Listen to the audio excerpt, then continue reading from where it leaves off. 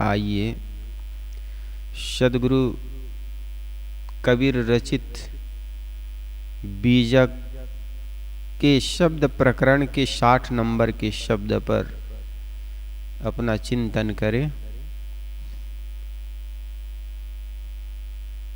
माया मोह मोहित किन्हा, ताते ज्ञान रतन हरि लिन्हा। जीवन ऐसो सपना, जैसो जीवन सपन समाना। शब्द गुरु उपदेश दिन, तय छाड़ू परम निधाना। ज्योति देख पतंग हुल से, पशु न पेख आग। काल फांस नर मुग्धन, चेतहु कनक कामनी लाग। शेख सैयद किताब निरखे, सुमृत शास्त्र विचार। सद्गुरु के उपदेश बिनु, तै जानिक जीव मार। कर विचार विकार परिहरि, तरण तारण सोय। कहीं कबीर भगवंत भजू, नर दुतिया और न कोई। सद्गुरु भगवान ही मोह फांस से छुड़ा सकता है, इस पर काफी विस्तृत सद्गुरु कबीर कहते हैं। माया मोह मोहित किन्हा। माया के मोह से संसार के लोग मोहित हो गए हैं। और इससे क्या हुआ तो साहेब कहते हैं, ताते ज्ञान रतन हरि लिन्ना। इससे मनुष्य के अंदर जो ज्ञान रतन है उसका हरण हो गया। जब आदमी माया से मोहित हो जाता है, मोहमूढ़ हो जाते हैं, तो उसका ज्ञान हरण हो जाता है। विचार करने की जो क्षमता है वो खो जाती है। कोई भी बात जब मन में सवार हो जाती है तो वही बात आदमी को याद आती है। उनसे हट करके उनका कोई सोच नहीं होती। उससे और अच्छा विवेक पूर्वक सोच सकता है, लेकिन माया के मोह से मोहित होकर मूढ़ मनुष्य विवेक उनका मर जाता है। जैसा एक लड़के को लड़की के प्रति मोह हो जाती है, एक लड़के को लड़की के प्रति मोह हो जाता है। अब उनके आगे पीछे कुछ सूझता नहीं है कि नहीं। वो अपने दिमाग को, अपनी बुद्धि को एक अच्छे क्षेत्र में लगा करके खूब अच्छी डिग्रियां प्राप्त कर सकता है। वैज्ञानिक क्षेत्र में आगे बढ़ सकता है, इंजीनियर बन सकता है, डॉक्टर और मास्टर बन सकते हैं। लेकिन एक उम्र के बाद, जैसे 18 से 28 के बीच, मोह के जाल में फंस करके अपने ज्ञान धन का हरण करा लेता है। मोहित व्यक्ति का दिमाग और क्षेत्रों में काम नहीं करता। दिमाग तो वही है ना, बुद्धि मन तो वही है। सद्गुरु कबीर ने कहा ना, यह मन तो ये कहे, भावे तहाँ लगाओ। भावे गुरु की भक्ति करो, चाहे विषय कमाओ। ये मन तो वही है। चाहे इस मन को तुम ज्ञान विज्ञान के क्षेत्र में आगे करके वैज्ञानिक क्षेत्र में तुम आगे बढ़ सकते हो, या मोह से मोहित होकर के अपने जीवन को एक सीमित कर सकते हो। संसारी लोग जो घर गृहस्थी में प्रवेश करते हैं, उनका जीवन एक सीमित होता है। पत्नी है, बच्चे हैं, फिर मकान, फिर बच्चों की शादी, बूढ़े हो गए, समाप्त हो गया। लेकिन सन्यासी का जो क्षेत्र है, पूरे अपने परिवार, पूरे जनमानस को अपना एक परिवार मानता है, बड़ा परिवार। सद्गुरु श्री विशाल साहेब जी कहा करते थे, हमसा कौन बड़ा परिवार। हमारे समान किनका इतना बड़ा परिवार है। तो सन्यासी का थोड़ा क्षेत्र विस्तार हो जाता है, विस्तृत हो जाता है। सबको अपना सा जीव सबको जाने, ताहि मिले अविनाशी। सभी तो अपने हैं, कौन पराया है। ये मान के चलने वाले, चाहे वो फुल पैंट शर्टा में हो, धोती बंगाली में हो या साधु वेश में हो, वही तो साधु है। जो सबको अपना माने लेकिन अपने और पराये में जो भेद माने, वही संसारी। महावीर स्वामी ने कहा, सुप्ता सो संसारी। जो सोते हैं मोह निद्रा में, मोह के फांस में, वो संसारी। असुप्ता सो साधु। जो सोता नहीं मोह निद्रा में, वो साधु। वही बात शायद गुरु कबीर कहते हैं, माया मोह मोहित किन्ना। संसार में व्यक्ति मोहित हो जाता है, ये मेरा वो तुम्हारा, मेरा तेरा कहते कहते मूड जन्म भर रोता है। लेकिन जिस व्यक्ति की बुद्धि सुलझ जाती है, क्या मेरा क्या तेरा, चिड़िया रैन बसेरा, क्या मेरा है, मर जाओगे क्या ले जाओगे। सदगुरु कबीर कहते हैं, जिससे तुम मोहित हो जाते हो, मोह गले की फांसी, यह गले की फांसी। सदगुरु कबीर ने कहा, आगे चल के पीछे लौटू होई है जग में हासी। ई संसार असार है, असार का धंधा। मोह फांस में पड़ करके कितने कितने लोग समाज को भी गुलाम बना दिए। पृथ्वीराज चौहान बहुत बड़ा सम्राट था, खूब अच्छे तरह से लड़ सकता था दुश्मनों से, लेकिन संयोगिता के मोह में फंस करके देश को, जहां पर राज्य करते थे, उस क्षेत्र को गुलाम बना दिए। ठीक इसी प्रकार हम देखते हैं, रावण सीता के मोह में पड़ करके सीता का हरण किया और अपने साथ साथ पूरे परिवार को का समाप्ति का कारण बना।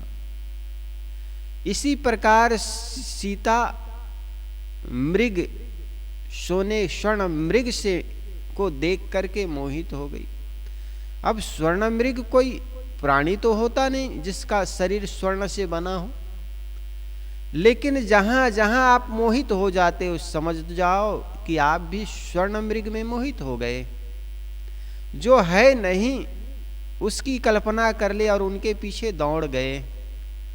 अब फेसबुक व्हाट्सएप में आपको खूब सुंदर अच्छी गाड़ी दिखा दी, रोल्स रॉयल या और कोई सुंदर गाड़ी दिखा दी। अब आपने सोचा ऐसी गाड़ी होनी चाहिए। ये क्या है? मृग, स्वर्ण मृग है। कोई सुंदर कपड़ा दिखा दिया, उसके पीछे लगा कि ये कपड़ा होना चाहिए। आपने खरीद के लाया, लेकिन वैसा नहीं जैसे आपने फोटो में देखा था। यही तो मृग है, स्वर्ण मृग। जो चीज जैसा है वैसा ना होकर के कुछ और दिखाना, जो सत्य जैसे भासता हो लेकिन सत्य होना, यही तो माया मृग है। कभी आपने कल्पना की? फोटो में मिठाई बहुत सुंदर बनी होती है, जैसे होटलों के सामने बोर्ड जो लगा रहता है, पम्पलेट जो छपा रहता है, उसमें सुंदर सुंदर मिठाई दिखाई पड़ती और ऐसा लगता है इसको खा लें तो तृप्त हो जाएंगे, लेकिन खरीदा और खाया तो पता चला वैसा है नहीं जैसे दिख रहा था। यही तो स्वर्ण मृग है। केवल स्वर्ण मृग के कारण सीता राम को नहीं दौड़ाती है, हम सब संसारी भी उस स्वर्ण मृग के पीछे दौड़े चले जा रहे हैं। दुनिया में जो भी चीज जो जैसा दिखाई पड़े वैसा ना हो, सत्य जैसा भासता हो लेकिन सत्य ना हो, यही तो माया है। सदगुरु कबीर ने कहा, मन माया तो ये कहे, माया मन ही समाय। तीन लोक संशय परे, मैं काहि कहूँ समझाए। मन माया, मन ही तो माया। मन जो चीज है उसको वैसा ही नहीं देखता है, बल्कि अपने और ढंग से बना करके देखता है। यही तो माया। काश जो चीज जैसा है वैसा ही देख लेते, प्रारंभ में ही अंत को देख लेते। मिठाई का अंत क्या है? अंत में खाने के बाद मैल। ये शरीर जिंदा है और इनकी अंत बुढ़ापा आ जाते हैं, बाल पक जाते हैं, चेहरे शिकन पड़ जाते हैं, पैर डगमगाने लगते हैं, हाथ कांपने लगते हैं। ये जीवन की यथार्थ है, इसको छुपाया नहीं जा सकता। ये जवानी 18 से 28 तक ही बनी रहती, लेकिन जवानी के बाद जैसे ही आदमी 40-50 के हुए कि कहीं सीने में दर्द है तो कहीं घुटने में दर्द है तो कहीं जॉइंट पेन इत्यादि होने लगता। और यही हकीकत है। जिस शरीर का तुम मोह करके बड़े गुमान करते हो, थोड़े दिन में ये जवानी चली जाएगी। इसलिए किसी शायर ने सुंदर कहा, जवानो जवानी को रखना संभाल के। इस जवानी को रखा तो नहीं जा सकता है, लेकिन इस जवानी का सदुपयोग करना है। कैसे सदुपयोग करना है? परहित में जीवन लग जाए, संसार और समाज के सेवा में यह शरीर लग जाए, अन्यथा क्या है? गंदगी का पिटारा है। गोस्वामी तुलसीदास जी ने कहा, अधम शरीर छित जल पावक गगन समीरा, 5 तत्व का यह अधम शरीरा। गोस्वामी तुलसीदास जी ने कहा, यह शरीर अधम है। अधम कहते हैं तुच्छ, एकदम छोटा, कोई काम का नहीं, अधम है। लेकिन जहां पर उन्होंने इस शरीर का उपयोग करके हम सुंदर मार्ग अपना सकते हैं, उन्होंने कहा यह तन, ये तन है नरक स्वर्ग अपवर्ग निशेनी। ये शरीर स्वर्ग और नरक के लिए निशेनी का काम करता है, सीढ़ी का काम करता। इस शरीर का उपयोग भक्ति मार्ग में लगा करके संयम साधना पूर्वक साधना में लगाएं तो ये शरीर का उपयोग हम अपने जीवन को परम शांति पाने में कर सकते हैं, और इसका दुरुपयोग कर दें तो नरक जैसे दुख भोगने में भी हो सकता। संसारी भोग भोगने के बाद व्यक्ति मलिनता और क्षीणता से भर जाता, लेकिन योग के मार्ग में चल करके आदमी जिंदगी प्रसन्नता बनी रह सकती है। इसलिए साहब कहते, माया मोह मोहित किन्ना। इस माया ने संसार के लोगों को मोहित कर लिया, और इससे हुआ क्या? ताते ज्ञान रतन हरि लिन्ना। विषय वासनाओं से मोहित आदमी को अच्छे और बुरे का पता ही नहीं चलता है। सबसे बड़ा अंधा कौन? तो गोस्वामी तुलसीदास जी ने कहा, कुआ महदव मदना तुरोवा। सबसे बड़ा अंधा कौन? जिसके अंदर मदन है, काम है, मलिनता है, वासना है। और जिस आदमी के अंदर मदन होता है, काम वासना होती है, उनको अच्छे बुरे का ज्ञान ही नहीं होता। क्यों? क्योंकि उसका ज्ञान का हरण हो गया। जैसे सीता का हरण हो गई थी ना, वैसे ही मोहित आदमी का ज्ञान का हरण हो जाता है। अगर ज्ञान का हरण नहीं होता तो आदमी को अच्छे और बुरे का तो पता चलता। स्वर्ण का कोई मृग होता है क्या? लोहे का, चांदी का कोई मृग होता है? सभी मृगों का शरीर जो है वो चाम से बना होता। इतनी सी विवेक नहीं हुआ। क्यों? क्योंकि माया के मोह से मोहित हो गया, और इससे ज्ञान धन हरण हो गया। और ज्ञान धन का जब हरण हो जाता है तो आदमी की शांति खो जाती है, आदमी का विवेक मर जाता है। यही बात साहेब कहते हैं, माया मोह मोहित किन्ना, ताते ज्ञान रतन हरि लिन्हा। जीवन ऐसो सपना जैसो, जीवन ऐसो सपना जैसो, जीवन सपन समाना। जीवन सपना, साहब कहते हैं ये जीवन सपना है, और सचमुच सपना है।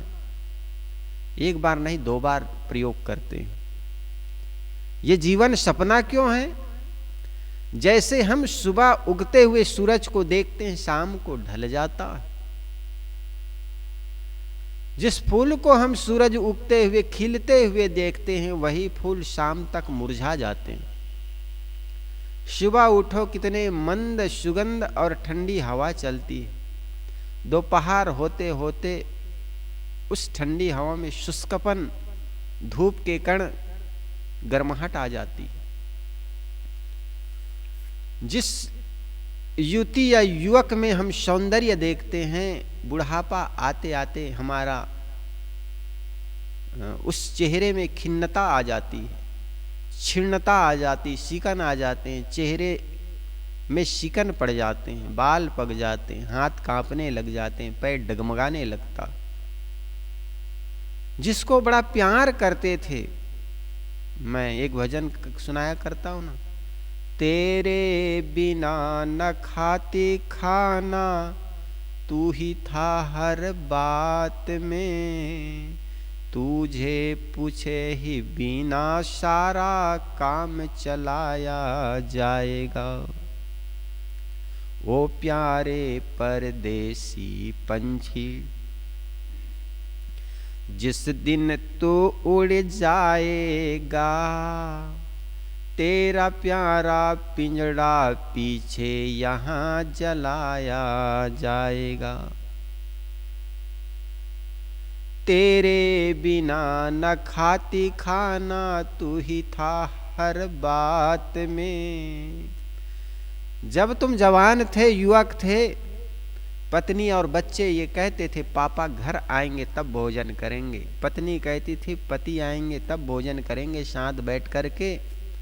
लेकिन यही शरीर जब जीर्ण शीर्ण होकर के मृत्यु को प्राप्त हो जाते हैं, तो तेरे बिना न खाती खाना, तू ही था हर बात में, तुझे पूछे ही बिना सारा काम चलाया जाएगा।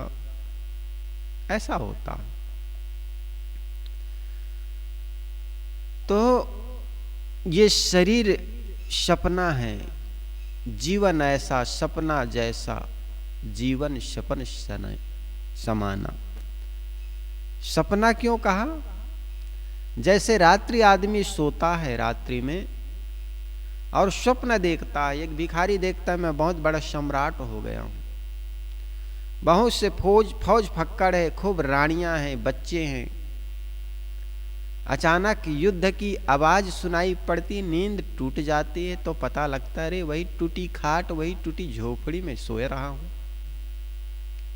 सपना ही तो है। सपना टूट गया तो हकीकत पता चल गया। ठीक जो अभी देख रहे हो, पत्नी है, बच्चे हैं, मकान है, दुकान है, इतनी गाड़ियां हैं, इतनी जमीन है, लेकिन जिस दिन आंख ढप जाएगी तो क्या तेरा क्या मेरा, हा? क्या आपका? अगर चलो मान ले आप बहुत बड़े संपन्न व्यक्ति थे और पुनः किसी खानी में पहुंच करके, जैसे 84 खानी बताते हैं उसके हिसाब से, अगर बकरा खानी में गए और सोचे कि चलो मैंने अपने बेटा के लिए बहुत से संपत्ति बना करके रखा है, दुकान भी है, तो चल करके थोड़ा दुकान के कुछ अनाज खा लूं, तो लड़के भी तुम्हें पहचानने से इनकार कर देगा, पहचानेंगे नहीं। एक सेठ के साथ ऐसी घटना घटी। सेठ बुढ़ापा तक दुकान में बैठ करके अनाज बेचा था। मरने के बाद बकरा खाने में गया।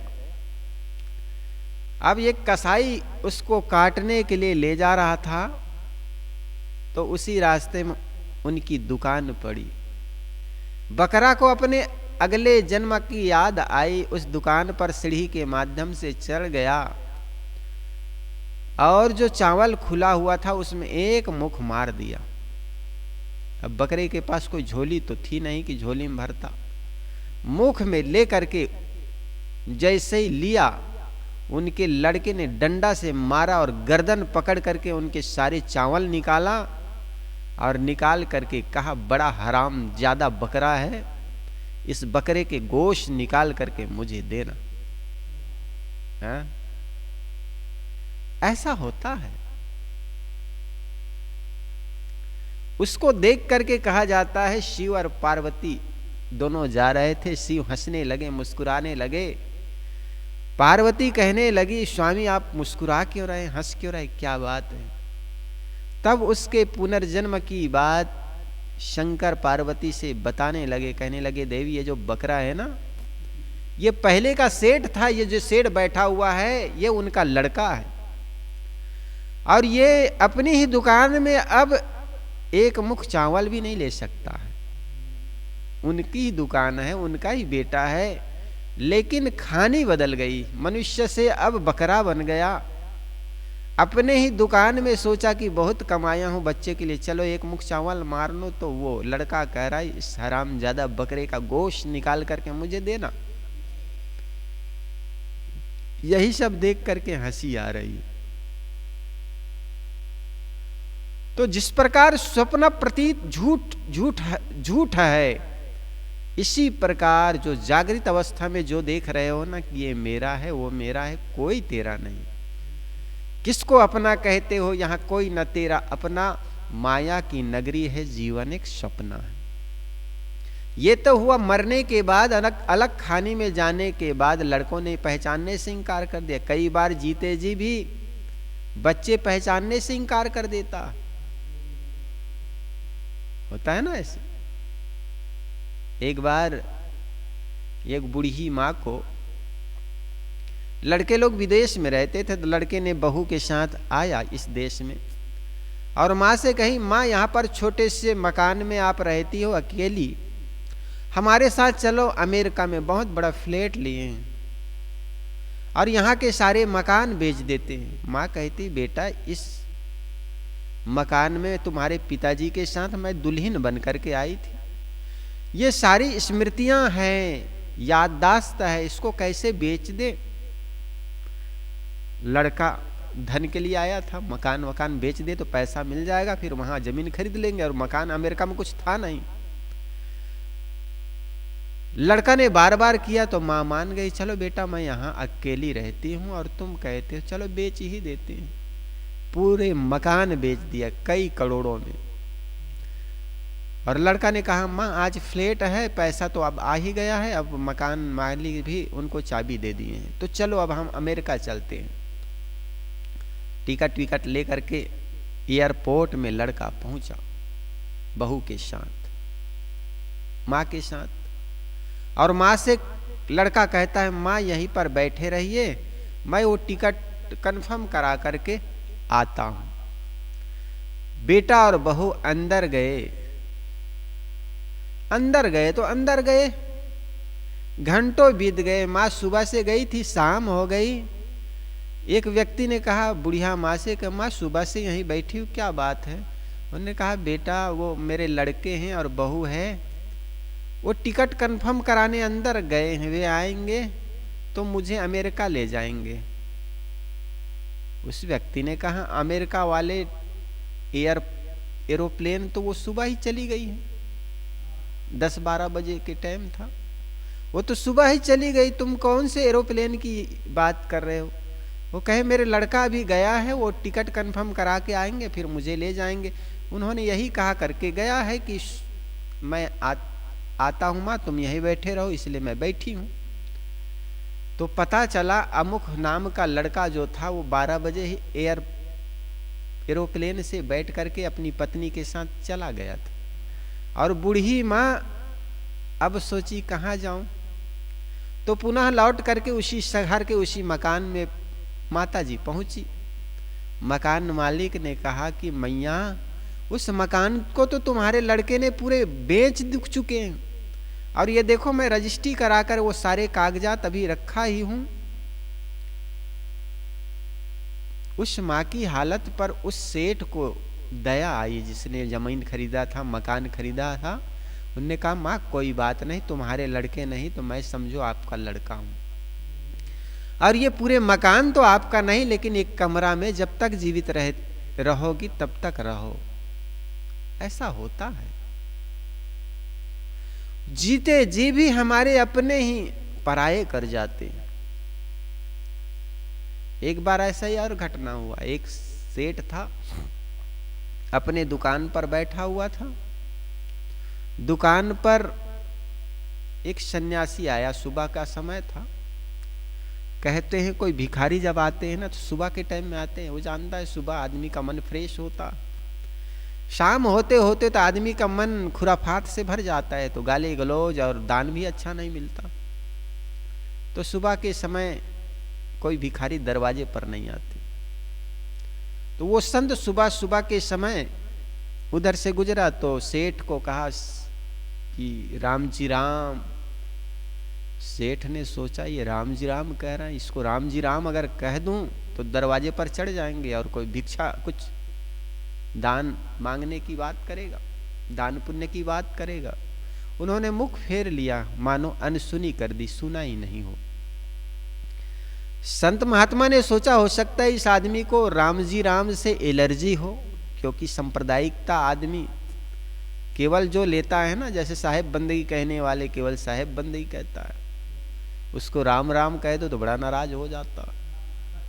लेकिन न तो राम राम कहने से राम को मिलता है, न तो साहेब साहेब कहने से साहेब को मिलता है। जो आदमी आपके सामने खड़ा है उनको एक आदर है, सम्मान है।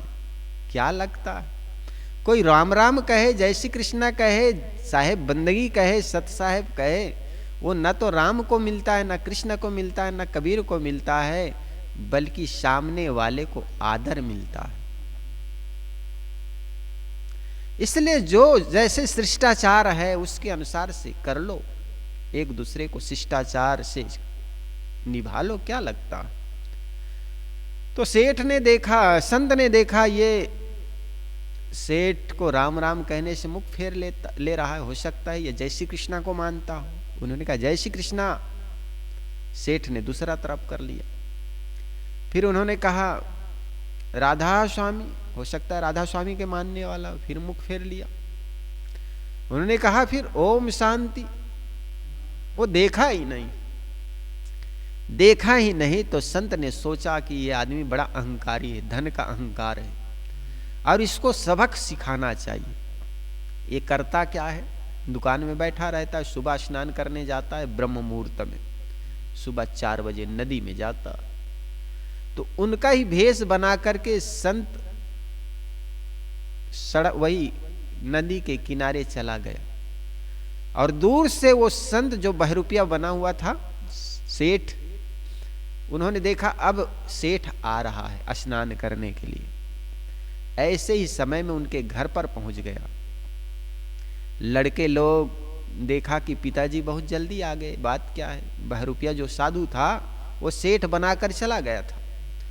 लड़के लोग पूछे गए पिताजी इतने जल्दी कैसे आ गए, क्या बात है, अभी स्नान नहीं किया और चले आए।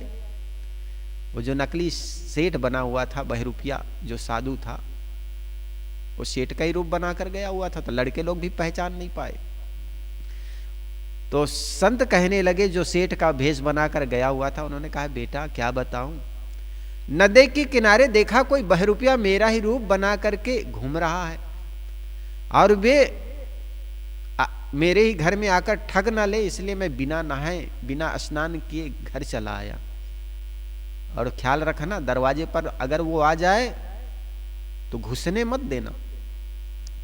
और वो संत बहरूपिया बन करके सेठ बन करके आया हुआ था, अंदर गया। थोड़ी देर बाद में वो सेठ जो असली सेठ था वो नहा खोर करके आया और जैसे ही घर में घुसने लगा, लड़के लोगों सेठ के जो लड़के थे उन्होंने कहा खबरदार कहाँ जा रहे हो। कहे बेटा मैं तुम्हारा बाप हूं ना, अपना ही घर में घुसने के लिए बच्चों को पूछूं। कहे खबरदार तुम हमारे बाप नहीं, हमारे बाप तो घर पर अंदर में है, यहां से भाग जाओ अन्यथा डंडे से स्वागत करेंगे हम। लड़के लोग डांट फटकार किए। सेठ अपना मुख लटकाए फिर चला गया और फिर सोचता है ऐसे में तो बनेगा नहीं। तो उस समय छोटा मोटा राजा हुआ करते थे, उनके पास चला गया शिकायत करने के लिए। राजा से कहने लगा राजन राजन मेरे घर में मेरा ही रूप बनाकर कोई बहरूपिया प्रवेश कर गए हैं और मेरे लड़के मुझे ही इंकार कर रहे हैं पहचानने से। तो राजा ने कहा क्या करें? राजन, आप न्यायप्रिय राजन हैं, न्याय कीजिए, बहरूपिया राजा को बाहर निकालिए, मैं असली राजा हूं। वो दावा करने लगा, मैं असली राजा हूं। राजा ने उस नकली सेठ को बुलाया और असली सेठ को भी बुलाया, तो बिल्कुल दोनों पहचान में नहीं आ रहे थे। राजा बड़ा असमंजस्य में पड़े, आश्चर्य में पड़े कि कौन असली है कौन नकली है, कैसे जानने। तो जो नकली सेठ बना हुआ था, जो संत था, उन्होंने कहा राजन, इसमें पहचानने की क्या जरूरत? पिछले बार लड़के की शादी में कितने खर्चा आए हैं, मुख जुबानी मैं बता दूं, मुख जुबानी ये बता दे। अगर ये जो सत्य बोले उसको असली सेठ जान लेना। तो राजा को बात समझ में आ गया, अच्छा अच्छा अच्छा ये ठीक है, तो बता, तुम अपने को असली राजा मानते हो तो बताओ पिछले बार की शादी में कितने खर्चा किए हो? असली सेठ ने कहा राजन, ये मुंह जवानी तो याद नहीं, आप कहे तो कॉपी देख के बता दे। और जो नकली सेठ बना हुआ था, उन्होंने कहा हम अपने बच्चे की शादी अपने हाथों से किए हैं, खर्च अपने हाथों से किए हैं, तो हम नहीं बताएंगे तो कोई दूसरा बताएगा। वो याद करके आ गया था पूरा। पिछले बार बड़े लड़के की शादी जब हुई तो इतना लाख रुपए खर्चा हुआ था, कॉपी देखा गया, बिल्कुल उतना ही खर्चा हुआ था। राजा के मन में भी संदेह होने लगा, जो असली राजा सेठ होने का जो दावा कर रहा था उस पर उनके मन में भी संदेह होने लग गया। दूसरी बात पूछा, अच्छा ये बता, ये बात तो नहीं बता पाए, तो ये बता पिछले बार व्यापार में कितना लाभ हुआ था? तो असली सेठ ने कहा ये भी हमें ख्याल नहीं, आप कहे तो हम देख करके बता दें। नकली सेठ को पूछा गया, आप बताइए। उन्होंने कहा राजन, पिछले बार जब व्यापार किए तो हमें इतना करोड़ रुपए का लाभ हुआ था, कॉपी देखी गई, बिल्कुल उतना ही था। जो असली सेठ था उसको राजा ने कहा खबरदार, बड़े मूर्ख हो, अपने को असली सेठ होने का दावा करते हो, भग जाओ अन्यथा कोड़े से पिटवा करके इसी जेल में डालवा दूंगा। जो असली सेठ था मुख लटकाए हुए नदी के किनारे चला गया और बड़ा दुखी हालत में आंसू बहाते हुए घूम रहा था। दूसरे दिन वही संत फिर संत के भेष में चला गया उस नदी के किनारे। उस संत को देख करके वो असली राजा था, दूर से एकदम दंडवत किए, महाराज मुझे बचा लो। सेठ कहने लगे उस संत के चरणों में गिर करके कि भगवान, संत भगवान मुझे बचा लो। क्या हुआ? मेरे ही घर में मेरे रूप बनाकर एक बहरूपिया मुझ जैसे सेठ का रूप बनाकर मेरे घर में घुस गए हैं, और वो कहता है मैं असली सेठ हूं। मेरे लड़के भी मुझे पहचानने से इंकार कर दिया। तब संत ने अपने असली रूप में तो आया ही था, उन्होंने कहा कोई दूसरा नहीं था, मैं ही था जो तुम्हारा रूप बनाकर तुम्हारे घर में चला गया था। अब तुम्हारा अहंकार कहां चला गया? कल तक मैं तुम्हें राम जी राम कहा, जय श्री कृष्णा कहा, राधा स्वामी कहा, साहेब बंदगी कहा, ओम शांति कहा, लेकिन तुम मेरी अभिवादन को स्वीकार नहीं किए। तूने सोचा था ये संत दान मांगने आया, और आज तुम्हारा अहंकार कहां गया? आज तुम्हारे ही लड़के तुमको पहचानने से इंकार कर दिया, और तब मेरे चरणों में गिर करके गिड़गिड़ा रहे हो। कई बार ऐसा होता।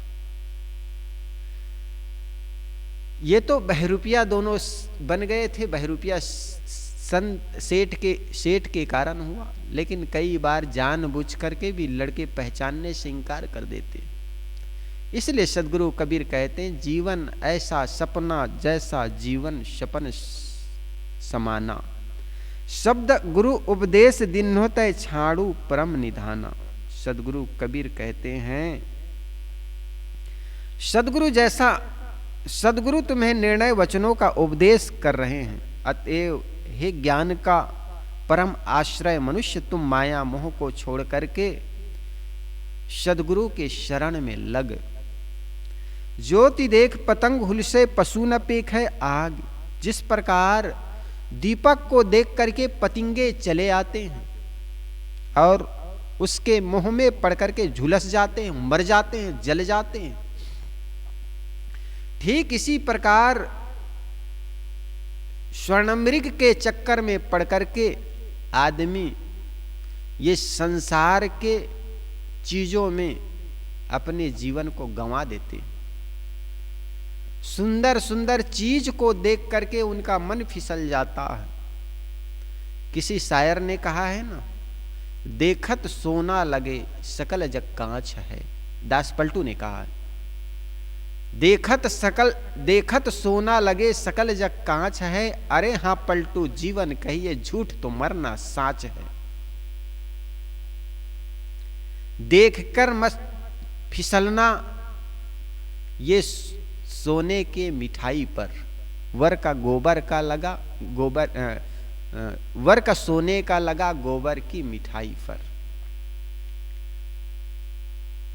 कई बार होता है ना, हम फिसल जाते हैं अच्छी चीज जान करके, लेकिन पता चलता है ये अच्छी नहीं, अंदर में तो कुछ और भरा हुआ है। आजकल जो ऑनलाइन वस्तु खरीदते हैं उसमें कई बार पैकिंग ऊपर इतना अच्छा पैकिंग आता है लेकिन अंदर कचरा भरा होता है। आज पैकिंग का जमाना है। अमिताभ बच्चन अगर एक च्यवनप्राश को भी लेकर खड़ा हो जाए, ये च्यवनप्राश, इसको खाने से आदमी जवान हो जाता है, भले ही उसमें गोबर ही भरा हो, आदमी आकर्षित हो जाता है। तो प्रचार प्रसार में आदमी अपना विवेक खो देता है। इसलिए नकली चीज असली जैसा भासने लगता। इसलिए हम जिसके प्रति चमक पर मत फिसलना, चमक को देख करके मत फिसलना, ये गोबर की मिठाई पर, वर का सोने का लगा है गोबर की मिठाई पर। ऐसा कुछ है, मैं भूल रहा हूं पूरी बात। तो सदगुरु कबीर कहते हैं, ये सुंदर दीपक को देखकर पतंगे दौड़े चले आते हैं, लेकिन उस दीपक में जल करके अपना प्राण आहुति कर देते हैं। पशु न पेख है आग, पशु पक्षी उस आग को आग न समझ करके, अपने प्रिय समझ करके उसमें झुलस मरती है। काल फांस नर मुग्ध नर चेतहु कनक कामनी लाग। इसी प्रकार कनक और कामनी के चक्कर में मनुष्य ये सुंदरता के पीछे दौड़ता चला जाता। कनक और कामनी यह पावे बौराए नर वह खात बौराए, शायद रहीम कवि ने कहा है। धथुरा एक ऐसी चीज होती, कनक कनक ते तय गुना 100 गुना मादकता अधिकाय, यह पाए बौराए नर वह खाए बौराए। कनक कनक ते 100 गुना। कनक का 2 अर्थ होता है, एक धथुरा और दूसरा होता है कनक मने स्वर्ण। जिस व्यक्ति के पास स्वर्ण आ जाता है या पैसे आ जाते, वो आदमी पगला जाता है, अपने को संभाल नहीं पाता। छत्तीसगढ़ में एक मास्टर था, मास्टरी करते उनको 80,000 रुपये वेतन मिलता, लेकिन इसने से भी तृप्त नहीं। जरा देखो कुछ लोगों को तो 10,000 मिलता है लेकिन उसमें तृप्त रहते हैं। पत्नी, बच्चे, मकान किराया सब कुछ कर लेते। उनको 80,000 85,000 वेतन मिलता था, लेकिन वो शेयर मार्केट करने लगा। शेयर मार्केट करते करते उनको बहुत पैसे आने लगे, लोग जमा करने लगे, करोड़ों में रुपए जमा हो गए तो नीयत खराब हो गई। पैसे तो जमा करते गए, इतने करोड़ों रुपए जमा किए कि लोगों का पैसा लौटाने का नामे ही ना ले। फिर क्या हुआ, पैसे घपला कर गए, शायद स्वयं कर गए कि उनके और मित्र लोग कर गए। 3-3 4-4 तो मशीन खरीदे पैसे गिनने का, इतने लोगों का पैसा आने लग गया। और लोग भी लोभी, उनको कह दो हम साल भर में 1 का 2 बना देंगे, बस टूट पड़ते हैं। आजकल गांव में आता है ना, हम ये तुम्हारे जेवरात है इनको धुलाई कर देंगे, एकदम चमका देंगे। और चमका कर क्या देंगे, वो बदल भी लेते हैं कई बार तो उनके स्वर्ण के कण है ना, उसको झाड़ करके ले जाते हैं। इसलिए तो कहते हैं ना कि सोनार के घर में जो कचड़ा होते हैं वो बनिया के घर के बादाम से भी ज्यादा कीमत का होता है। सोनार के घर में जो कचड़ा होता है वो बानिया के घर के बादाम से भी ज्यादा कीमत होता है, क्योंकि सोना के कण उसमें आ जाते हैं कचड़ा में।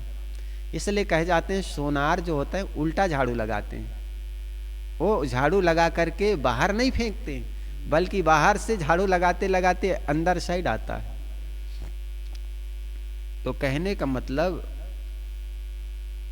सदगुरु कबीर कहते हैं कि काल फांस नर मुग्ध नर बौरे कनक कामनी लाग। कनक जिस व्यक्ति को मिल जाता है, धथुरा अगर खा ले आदमी तो पगला जाता।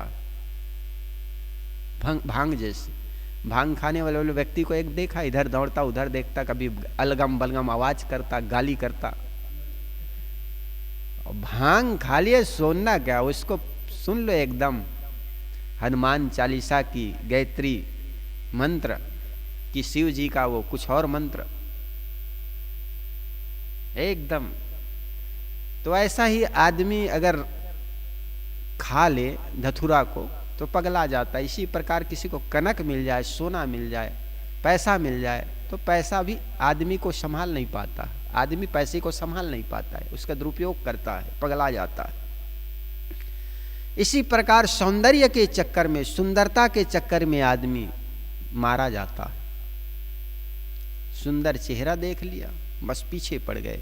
फिर तो अपना धन गंवाता है, पद गंवाता है, फिर तो अपनी बेइज्जती कराता है, दुनिया के सारे अपमान सहता है। साहेब आगे कहते हैं, शेख सैयद कितेब निरखे स्मृति शास्त्र विचार, सदगुरु के उपदेश बिना तय जानी के जीव मार। शेख सैयद, मुगल पठान, ये मुसलमानों में 4 जातियां होती है। उसमें साहब गिनाते हैं 2 ही जातियां, शेख सैयद कितेब निरखे। निरखना मतलब देखना। कितेब, जो मुस्लिम लोग होते हैं वे अपने कुरान और उनके अपने ग्रंथ को देख करके कहते हैं कि हमारे ग्रंथों में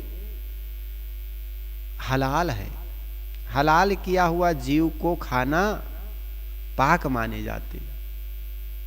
ऐसे होता है। ही हलाल वे झटका मारे, आग दोनों घर लागी, सदगुरु कबीर ने कहा ना। हलाल करना मतलब धीरे धीरे रेतना किसी प्राणी को। ई हलाल वे झटका मारे, सदगुरु कबीर कहते ये लोग तो हलाल करते हैं और हिंदू झटका मारते हैं। बलि जो करते हैं एक झटका में।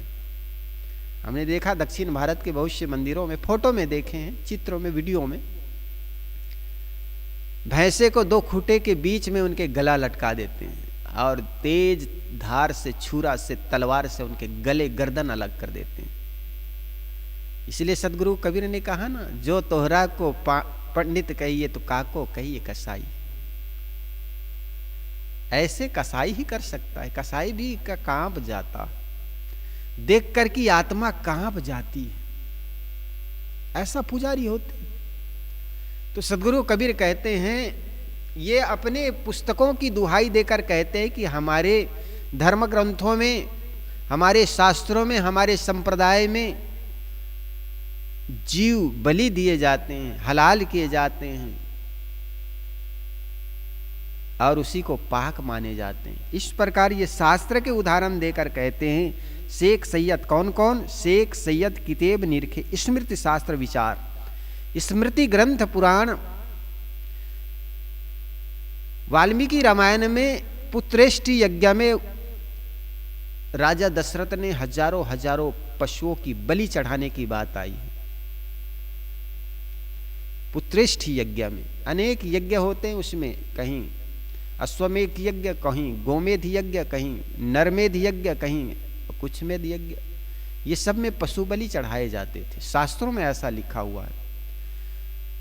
जब ये सब देखा तो महात्मा बुद्ध ने कहा, मैं बलि मानता नहीं। अगर शास्त्रों में ऐसे ही बलि है तो शास्त्रों को मैं अस्वीकार करता हूं।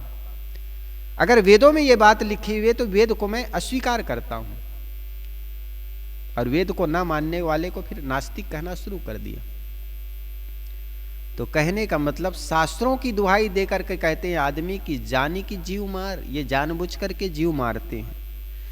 लेकिन सदगुरु के उपदेश बिना तय जानी के जीव मार। क्यों मारते हो? क्योंकि सदगुरु के उपदेश सुना नहीं।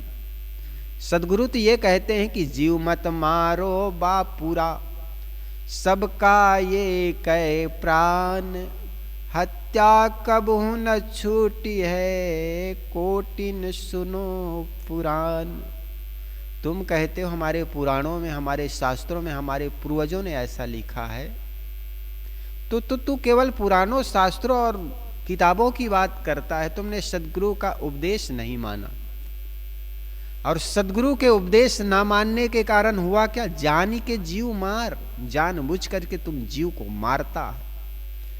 साहेब आगे कहते हैं, कर विचार विकार परिहरि तरन तारन सोए, कहे कबीर भगवंत भजू नर दुतिया और न कोई। साहेब कहते हैं कर विचार, इसलिए सब पर विचार करो कि किसी भी जीव को अगर पीड़ा पहुंचाते हो तो पीड़े का परिणाम पीड़ा मिलेगा। जीव घात मत कीजिए बहुरी लेत वै कान। साहब ने कहा ना, जीव घात मत कीजिए बहुरी लेत वै कान। हत्या अगर करोगे तो हत्या का परिणाम हत्या मिलेगी, दुख दोगे तो दुख का परिणाम दुख मिलेगा। इसलिए साहब ने कहा, अपना सजीव सबको जानो ताहि मिले अविनाशी। सहे कुशब्द बाद को त्यागे, छाड़ो गर्भ गुमाना, आत्म राम ताहि को मिल है, कहे कबीर दीवाना। सभी जीवों में जो अपने को देखेगा वो समझेगा कि मुझे दर्द होता है, मुझे दुख मिलता है, चोट पहुंचाने से खुद को दुख होता है तो दूसरे को क्यों चोट पहुंचाएगा। साहब कहते कर विचार विकार परिहर, विचार करके विकारों का त्याग करो, और फिर होगा क्या? तरन तारण सोए। फिर तो तुम तरने वाले भी बन जाओगे और समाज को तारने वाले भी बन जाओगे। स्वयं तर भी जाओगे और समाज को भी तारने वाले बन जाओगे। जब ऐसी बातों पर तुम विचार करोगे और विचार करके चलोगे तो तरन तारण सोए, तुम स्वयं तर जाओगे और औरों के तरने का भी कारण बन जाओगे। सद्गुरु संत है क्या? एक छोर में जिसको आप जीव कहते हैं वही शिव हो जाते हैं, अपने को मांझते मांझते, है ना। इंसान अपने दुर्गुणों दोषों को त्यागे तो त्यागते त्यागते वही परमहंस हो जाते हैं, वही परमात्मा हो जाते हैं। तो वे स्वयं तो तर जाते हैं लेकिन साथ साथ दूसरे को भी तारने वाले बन जाते हैं। कहे कबीर भगवंत भजू नर द्वितीया और न कोई। कबीर साहब जी कहते हैं, हे मनुष्य, ज्ञान वैराग्य संयुक्त सच्चे सदगुरु भगवान की सेवा भक्ति करो, तुम्हारा पथ प्रदर्शक उनके अलावा कोई दूसरा नहीं। सदगुरु के अलावा दूसरा आपके पथ प्रदर्शक कोई हो नहीं सकता। जो आपको सन्मार्ग दिखाए, आपको कल्याण पथ का मार्ग दिखा दे, अच्छे बुरे का ज्ञान दिखा दे, जड़ चेतन का भेद दिखा दे, वो कौन है? द्वितीय और ना कोई। सदगुरु के सिवाय दूसरा कोई इस जग में है नहीं। इसलिए सदगुरु लोग, संत लोग एक भजन बनाते हैं ना, तुमसा और न कोई। सदगुरु के अलावा भव से तारक तुम ही, जन उद्धारक तुम ही, संत प्यारे।